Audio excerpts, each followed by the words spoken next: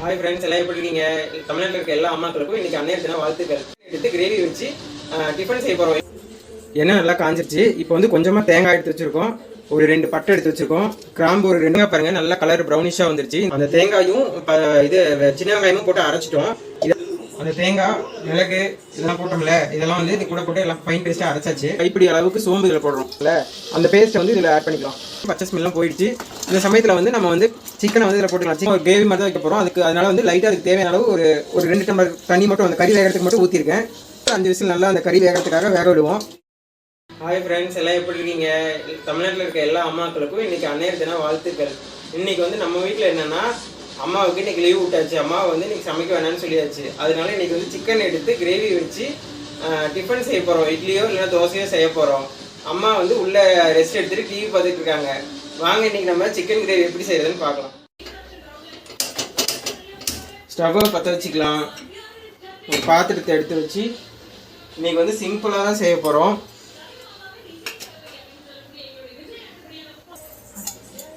ஒரு spoon oil ஊற்றிக்கலாம். எண்ணெய் நல்லா காஞ்சிருச்சு. இப்போ வந்து கொஞ்சமாக தேங்காய் எடுத்து வச்சுருக்கோம், ஒரு 2 பட்டை எடுத்து வச்சுருக்கோம், கிராம்பு ஒரு 2-3 எடுத்து வச்சுருக்கோம், மிளகு, சோம்பு, ஏலக்காய் 2. இதை வந்து அந்த எண்ணெயில் போட்டு நம்ம நல்லா ஃப்ரை பண்ணிக்கலாம்.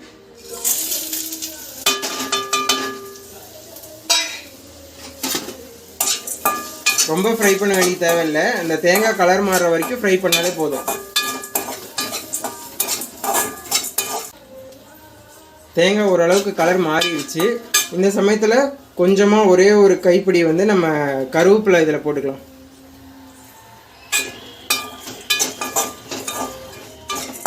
தேங்காய் பாருங்கள் நல்லா கலர் ப்ரௌனிஷாக வந்துருச்சு. இந்த சமயத்தில் வந்து நம்ம ஆஃப் பண்ணிவிட்டு இது கூட வந்து ஒரே ஒரு பச்சை வெங்காயத்தை மட்டும் போட்டு அரைச்சிக்கிட்டு வந்துடலாம். தேங்காய் பாருங்கள் நம்ம இது பண்ணி வச்சோம்ல, ஃப்ரை பண்ணோம்ல, நல்லா ஃபேனில் வச்சு ஆற வச்சு எடுத்து வந்தாச்சு. இப்போ இதை வந்து நம்ம என்ன பண்ணோம்னா ஜாரில் சேர்த்துக்கலாம்.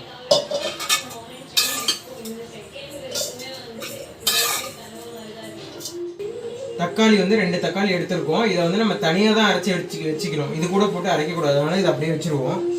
இப்போ இதில் வந்து ஒரு 10 சின்ன வெங்காயம் எடுத்திருக்கேன். அது இந்த தேங்காய் கூட இதை போட்டுக்கலாம். அப்புறம் வந்து மிளகாத்தூள், கறி மசாலா தூள், 1 டீஸ்பூன் வந்து மஞ்சத்தூள், கொத்தமல்லி தூள் வந்து ஒரு 3 சேர்ந்த அளவு ஒரு 3 டீஸ்பூன் எடுத்திருக்கேன். நமக்கு எவ்வளோ கிரேவி வேணுமோ அந்த அளவுக்கு எடுத்தால் போதும். அந்த தேங்காயும் இது சின்ன வெங்காயமும் போட்டு அரைச்சிட்டோம்.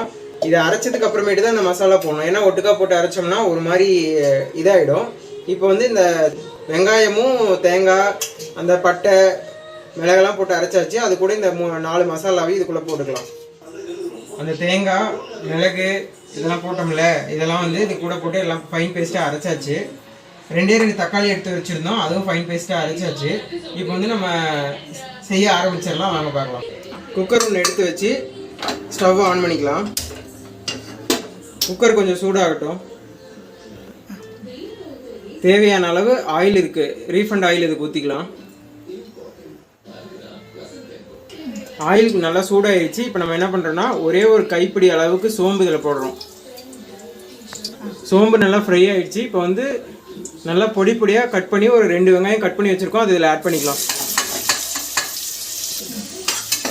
கோல்டன் கலராக வர அளவுக்கு நம்ம நல்லா ஃப்ரை பண்ணிக்கலாம். இதில் வந்து நம்ம லைட்டாக ஒரு கொத்து வந்து கருவேப்பிலை போட்டுக்கலாம். இதுக்கு வந்து தேவையான அளவு நம்ம உப்பு போட்டுக்கலாம். வெங்காயம் ஃப்ரை ஆகும்போதே இதுக்கு உப்பு போட்டுக்கிட்டா வெங்காயமும் சீக்கிரமாக ஃப்ரை ஆகிடும். வெங்காயம் நல்லா ஃப்ரை ஆகிடுச்சு. பேஸ்ட் வந்து ஒரு 1.5 ஸ்பூன் எடுத்து வச்சுருக்கோம், அது இதில் ஆட் பண்ணிக்கலாம். வெங்காயம், இஞ்சி பூண்டு பேஸ்ட்லாம் நல்லா வந்து ஃப்ரை ஆகிடுச்சு. இப்போ வந்து 2 தக்காளி வந்து நம்ம ஃபைன் பேஸ்ட்டாக அரைச்சி வச்சுருக்கோம்ல, அதை இதில் ஆட் பண்ணிக்கலாம்.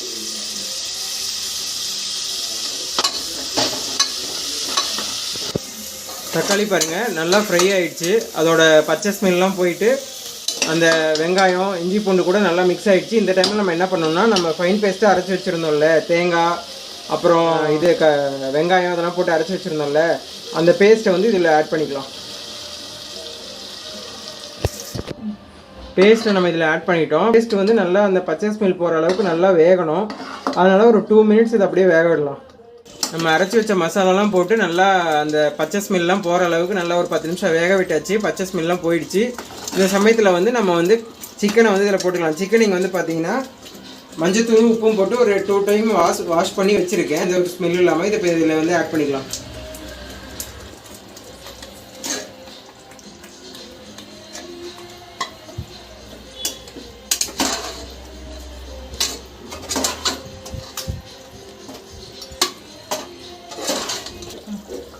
பாருங்கள், நம்ம வந்து இந்த கறியும் இந்த மசாலாலாம் போட்டு ஒரு 10 நிமிஷம் வேக வச்சோம். நல்லா அந்த கறியில் வந்து மசாலாலாம் நல்லா அப்சர்வ் ஆகிடுச்சு. நல்லா ஒரு மாதிரி இப்போயே நல்லா கிரேவி ஸ்டேஜுக்கு வந்துருச்சு. இருந்தாலும் நம்ம வந்து கறி வேகணுன்றதுக்காக நம்ம வந்து இப்போ வந்து குழம்பா வைக்க போகிறதில்ல, சும்மா ஒரு கிரேவி மாதிரி தான் வைக்க போகிறோம். அதனால் வந்து லைட்டாக அதுக்கு தேவையான அளவு ஒரு 2 டம்ளர் தண்ணி மட்டும் அந்த கறி வேகிறதுக்கு மட்டும் ஊற்றிருக்கேன். நல்லா மிக்ஸ் பண்ணிவிட்டு இந்த டைமில் வந்து உப்பு காரம் எல்லாம் பர்ஃபெக்டாக இருக்கா, இல்லை என்ன போடணுமா, இல்லை பத்தலையான்னு செக் பண்ணிவிட்டு குக்கரை மூடி ஒரு 4லேருந்து ஒரு 5 விசில் நல்லா அந்த கறி வேகிறதுக்காக வேக விடுவோம். இப்போ வந்து உப்பு காரம் எல்லாமே செக் பண்ணியாச்சு, எல்லாமே கரெக்டாக இருக்குது. இப்போ நம்ம குக்கரை மூடி போட்டு ஒரு 3 விசில் மட்டும் விட்டுட்டு எடுப்போம். கறி வந்துடும். குக்கரை மூடி வச்சுருவோம். இப்போ வந்து விசில் போட்டு ஒரு 3 விசில் வந்ததுக்கப்புறமேட்டு நம்ம ஓப்பன் பண்ணி பார்க்கலாம். விசில் வந்துருச்சு. ஒரு 3லேருந்து ஒரு 4 விசில் நல்லா வந்துருச்சு. இப்போ நம்ம வந்து குக்கரை ஓப்பன் பண்ணி பார்த்துக்கலாம்.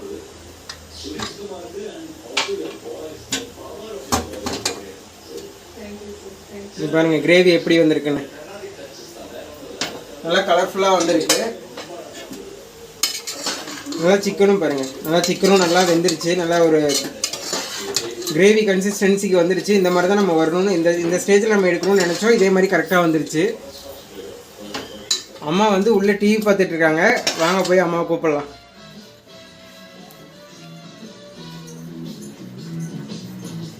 அம்மா செஞ்சாச்சு. செஞ்சாச்சு, எனக்கு தெரிஞ்ச அளவுக்கு செஞ்சிருக்கேன். செஞ்சாச்சு. இட்லி ஊற்றி வச்சாச்சு, வெந்துருச்சு.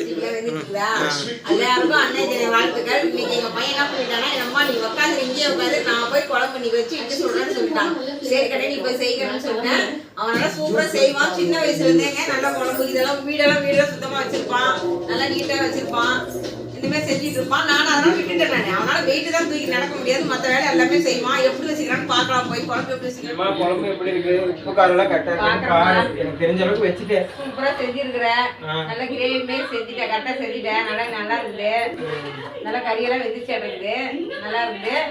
எங்க பையன் சின்ன வயசுல இருந்தே நாங்க 2 பேர் தாங்க. அதனால சின்ன வயசுல இருந்தே அவன் கத்துக்கிட்டான். இதெல்லாம் செய்வான். வீட்டு வேலையை சுத்தமா செய்வான். நீட்டா செய்வான். அதனால கொஞ்சம் வெயிட் தான் தூக்கி நடக்க முடியாத வரைக்கும் மற்ற வேலை எல்லாம் செய்வான். எல்லாரோட அம்மாவுக்கும் இன்னைக்கு அன்னையர் தினம் வாழ்த்துக்கள். வாங்க எப்படி இருக்குன்னு பார்க்கலாம். டேஸ்ட் பார்க்கலாம். இன்னைக்கு வந்து இட்லியும் சிக்கன் குழம்பு வச்சாச்சு. அம்மாவுக்கு டேஸ்ட் கொடுக்கலாம். உப்பு காரெல்லாம் கரெக்டா இருக்குதா? சூப்பரா இருக்குதுங்க. எங்க பையன் சூப்பரா செஞ்சிருக்கான். இந்த வீடியோ பிடிச்சிருந்தா மறக்காம எங்களுக்கு சப்போர்ட் பண்ணுங்க. சப்ஸ்கிரைப் பண்ணிடுங்க. எங்க பையன் நல்லா டேஸ்டா இருக்குது.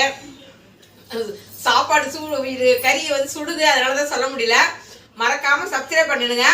எங்க வீடியோக்கு சப்போர்ட் பண்ணுங்க. அடுத்த வீடியோல பார்க்கலாம். பாய்.